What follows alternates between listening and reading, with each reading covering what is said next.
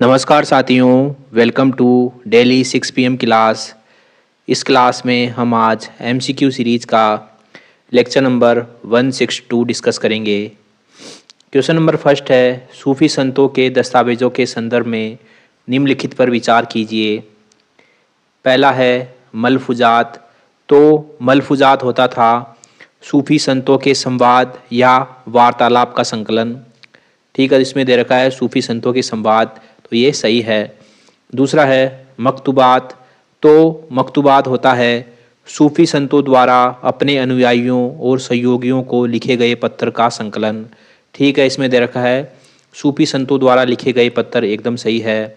और तज़किरा, तो तज़किरा होता है सूफी संतों की जीवनी का संस्मरण। इसमें दे रखा है सूफी संतों की जीवनी, ये भी सही है। तो इसमें तीनों सही हैं, तो इसका ऑप्शन सी ऑप्शन हमारा आंसर हो जाएगा। क्वेश्चन नंबर 2 है, भक्ति संतों और उनके द्वारा स्थापित संगठनों के संदर्भ में निम्नलिखित पर विचार कीजिए। पहला है वल्लभाचार्य। तो वल्लभाचार्य ने पुष्टि मार्ग का गठन किया था, सही है। तुकाराम। तो तुकाराम ने महाराष्ट्र में वरकरी संप्रदाय का गठन किया था, ये भी सही है। और तीसरा है शंकरदेव। तो शंकरदेव ने महापुरुषीय संप्रदाय का गठन किया था। ठीक है, महापुरुषीय संप्रदाय के प्रवर्तक थे शंकरदेव। तो इसमें तीनों सही हैं, इसका ए ऑप्शन हमारा आंसर हो जाएगा। क्वेश्चन नंबर 3 है, किस भक्ति संत को भगवान कृष्ण के अवतार के रूप में जाना जाता है? तो भगवान कृष्ण के अवतार के रूप में जाना जाता है चैतन्य महाप्रभु को। इन्होंने भक्ति में संकीर्तन प्रणाली की शुरुआत की थी। चैतन्य महाप्रभु ने भक्ति में संकीर्तन प्रणाली की शुरुआत की थी और इन्होंने ही औचित्य भेदभाव का दर्शन भी दिया था। औचित्य भेदभाव का दर्शन भी दिया था चैतन्य महाप्रभु ने। ओके, तो क्वेश्चन नंबर 4 है, भक्ति साहित्य अभंग का संबंध निम्नलिखित में से किस संत से था?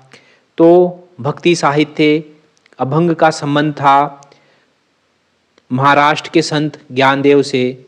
महाराष्ट्र के संत ज्ञानदेव से संबंध था अभंग का, ज्ञानदेव। ओके, तो इसमें ए ऑप्शन हमारा आंसर हो जाएगा। जो ज्ञानदेव जी है, इन्होंने भागवत गीता पर बृहद भाष्य लिखा था। ज्ञानदेव जी ने भागवत गीता पर बृहद भाष्य भी लिखा था, जिसको ज्ञानेश्वरी के नाम से भी जाना जाता है। ठीक है, तो जो ज्ञानदेव जी है, इन्होंने भगवत गीता पर बृहद भाष्य लिखा था और इसको ज्ञानेश्वरी के नाम से भी जाना जाता है। तो इसमें ए ऑप्शन हमारा आंसर हो गया।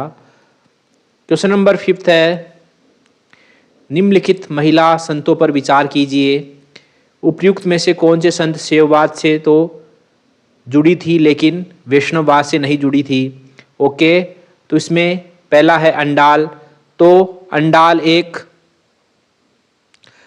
एक अलवार महिला संत थी और अंडाल दक्षिण भारत के 12 अलवार संतों में एकमात्र महिला संत थी।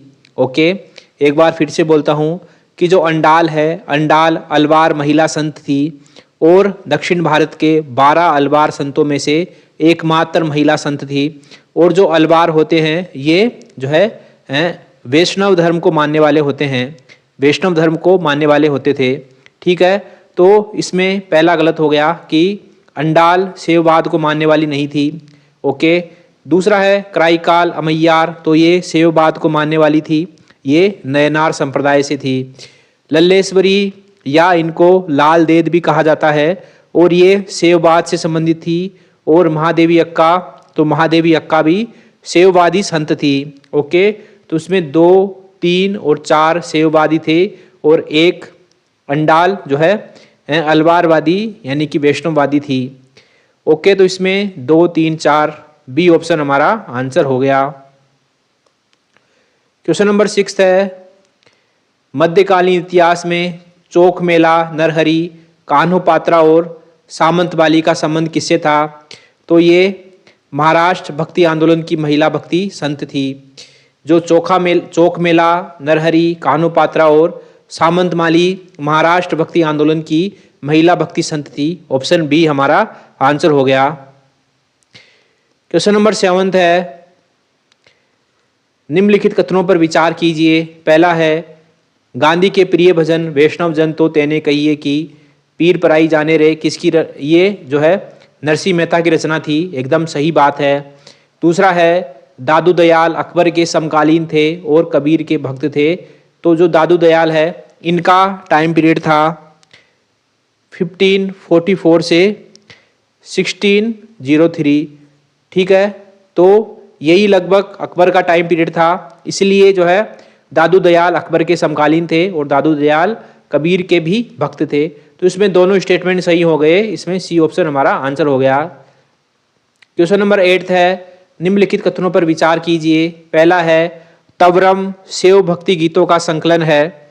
ओके, एकदम सही बात है। तवरम शैव भक्ति गीतों का संकलन है और तवरम में अपार, सबंदर और सुंदरार की कविताओं का संकलन है। ठीक है, तो तवरम में किस किस का संकलन है? तवरम में अपार, सबंदर और सुंदरार की कविताओं का संकलन है। दूसरा है, लिंगायत संप्रदाय में मृतक को दफनाया जाता है। एकदम सही बात है। लिंगायत संप्रदाय में मृतक को जो है जलाया नहीं जाता बल्कि दफनाया जाता है। ठीक है, तो दोनों स्टेटमेंट इसके सही हैं। इसमें सी ऑप्शन हमारा आंसर हो गया। क्वेश्चन नंबर 9 है, खोज की क्या थी? तो खोज की एक प्रकार की लिपि थी। ऑप्शन ए, खोज की एक प्रकार की लिपि थी जो कि लंडा लिपि का एक प्रकार था। ठीक है, और खोज की लिपि पंजाब, सिंध और गुजरात के व्यापारियों द्वारा संक्षिप्त लेखन में प्रयोग में लाई जाती थी। ओके, जो खोज की लिपि थी ये पंजाब, सिंध और गुजरात के व्यापारियों द्वारा संक्षिप्त लेखन में प्रयोग में लाई जाती थी। तो इसमें ए ऑप्शन हमारा आंसर हो गया। क्वेश्चन नंबर 10 है, निम्नलिखित नयनार भक्ति संतों में से किसे सहस्त्र भक्ति गीतों की रचना करने के कारण तंबीरान तोलन ईश्वर मित्र की उपाधि प्राप्त हुई? तो ये हुई थी सुंदर मूर्ति को।